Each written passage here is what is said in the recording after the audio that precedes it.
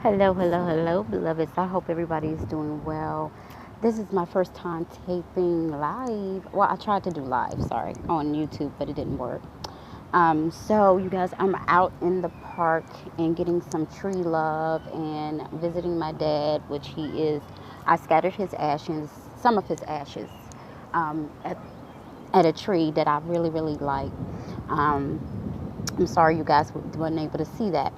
But anyway, what I was talking to my people on my followers on my Free to R page, but please don't try to go there because I'm not accepting anyone on that page. If you would like to follow me, you can go to my Free to Be Me page.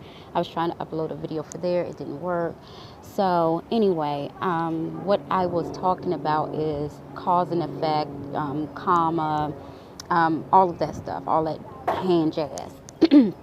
And I was talking about how you cannot put out shit and don't expect shit to come back to you. You can't lie about something and don't expect that there's going to be repercussions.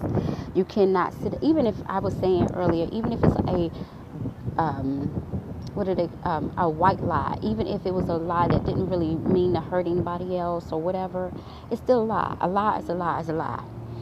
It doesn't matter. Yes, will you benefit from it? Possibly. But 9 times out of 10, you're taking a gamble. And when you add a lie to it, it just makes it even worse. I'm a horrible liar. People catch me in my lies. But I'm not opposed to lying. And I'll tell you why. Because people don't tell you the truth. They don't want you to know certain information. And that's not cool.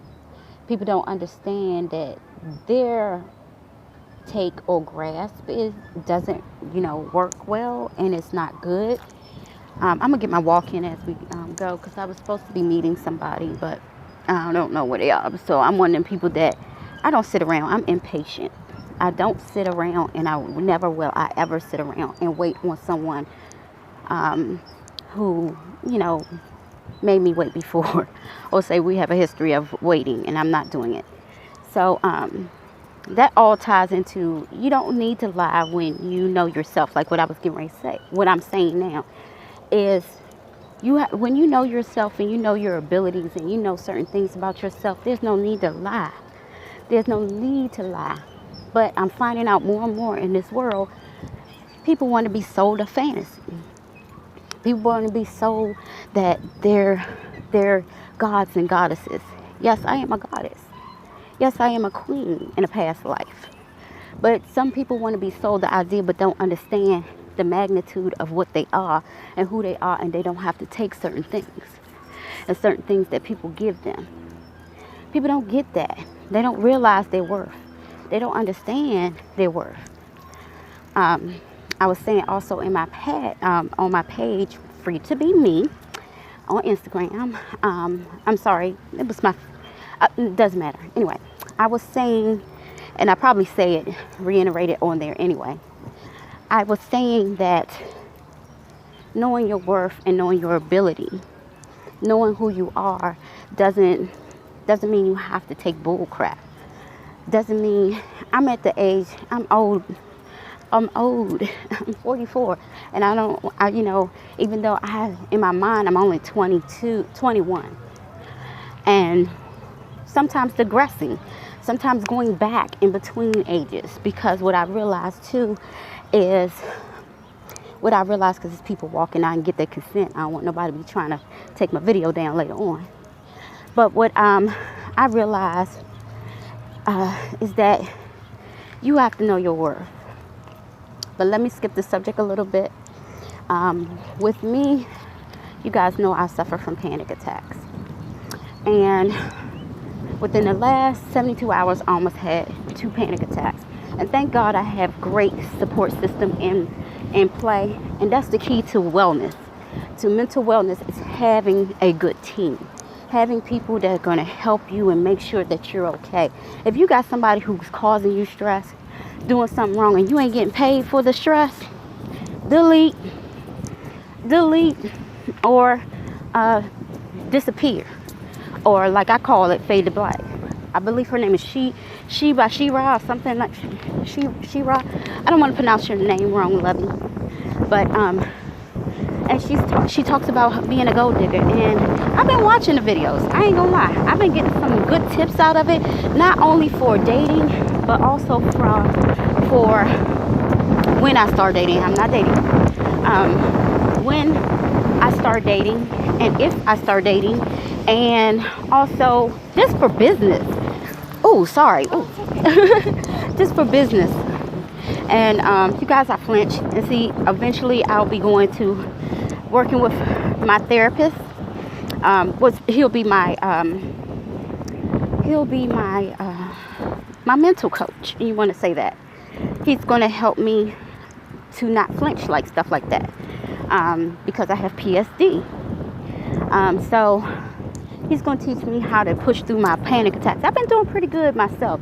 As long as I keep exercise, that's the key, you guys. If you suffer from panic attacks, you have to get that rage out. You have to go jogging, walking, kick something. I went kickboxing. My hands hurt and my neck. That's why my neck hurting like a mug. But like I'm saying, you got to have a good support system in play when you have these mental illness.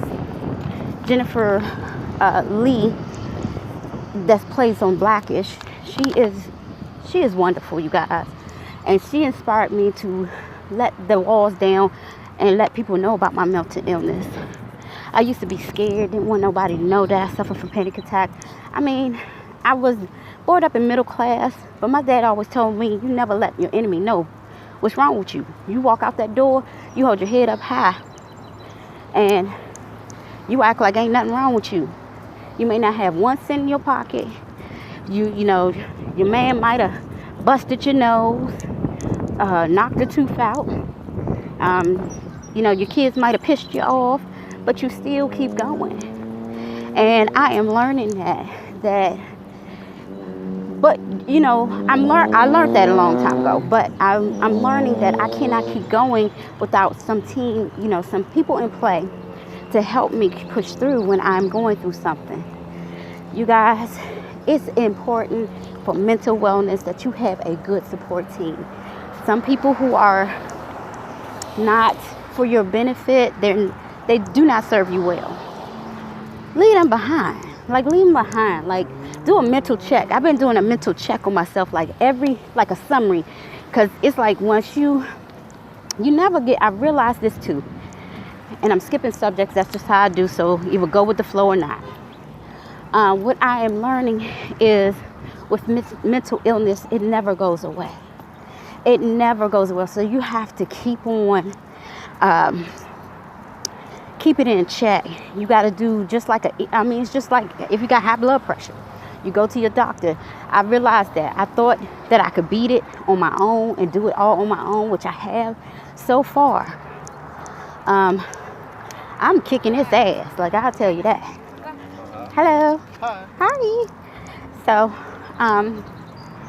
oh, y'all like my little high pitch. Hi. But anyway, I'm learning I could do this, you know, with people who can help me. But eventually, I want to be able to walk on my own and do a lot of things more on my own. But I'm gonna tell you,